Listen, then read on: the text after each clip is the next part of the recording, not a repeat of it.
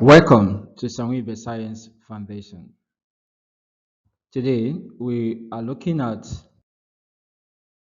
Waec 2025 Practical Chemistry Alternative B.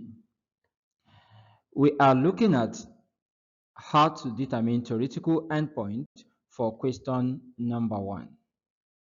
To begin, let us look at what we are given in the specimen.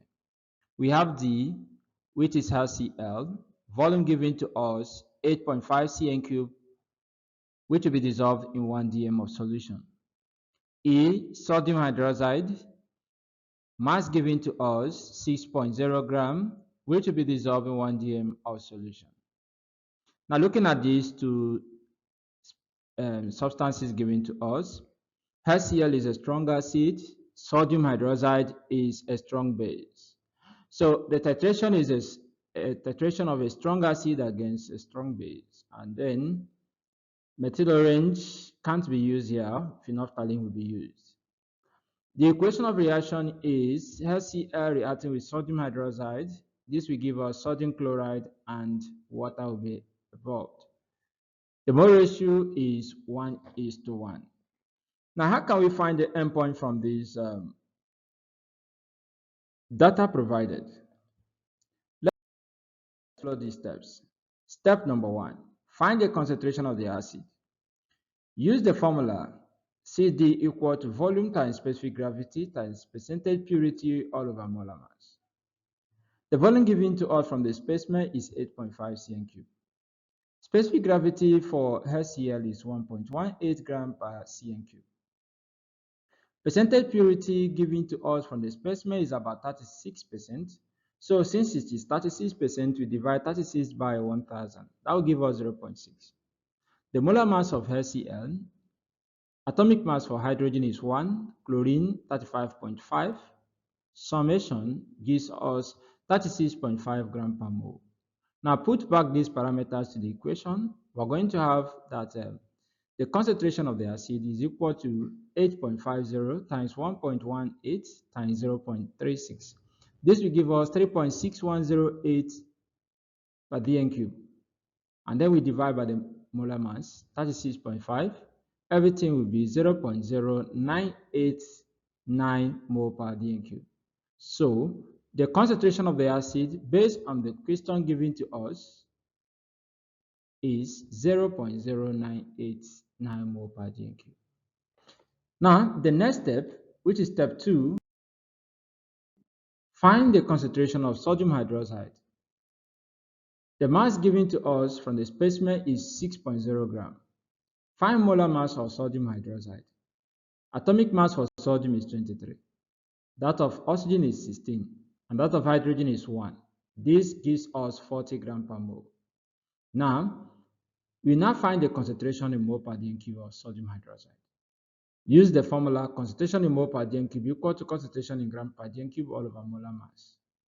That will give us 6 divided by 40. That will give us 0.150 mole per dm cube. So the concentration of the sodium hydroxide is 0.1500 mole per dm cube. Now we have obtained that of the acid and that of the base in mole per dm cube. Let us now find the other thing we are looking at, that is the endpoint. So we use step 3, calculation of the volume of the acid. We use the formula CdVd over CeVe equal to Nd over Ne, where Cd is the concentration of the acid in mole per dm cube. From what we have calculated previously, it is 0.0989 mole per dm cube. Vd is the volume of the acid in cm cube. That is the endpoint, and that is exactly what we're looking for. So we don't have it, we want to find it. Concentration of the base Ce is 0.1500 mole per dm cube from what you have calculated in the last part. Then Vb is the volume of the base. We are using 25 cm cube. Remember, volume of pipette may be 25 or 20. What we are using for this work is 25. Please know what you have in your school laboratory and what you'll be using for the experiment.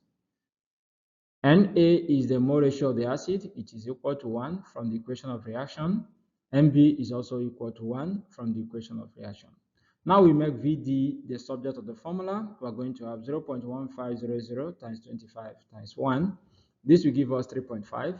Then we divide it by the concentration of the acid in mole per dm cube, which is 0.0989. This will be approximately 37.92. So the volume of the acid is 37.92 cm cube. Very easy to calculate. Now you will see that you can use this method in case if you don't have an acid to prepare. You can easily use it and get the volume of the acid used. All right. Know that this is just a theoretical value. Please stick to your school endpoints. Prepare the reagents and titrate to get your endpoints. Ensure you use distilled water or deionized water for the experiment, and ensure that you maintain a clean environment while preparing it to avoid getting a wrong reading. Thank you for watching. Watch my next video on the indicator that will be used for this experiment. Thank you. Bye bye.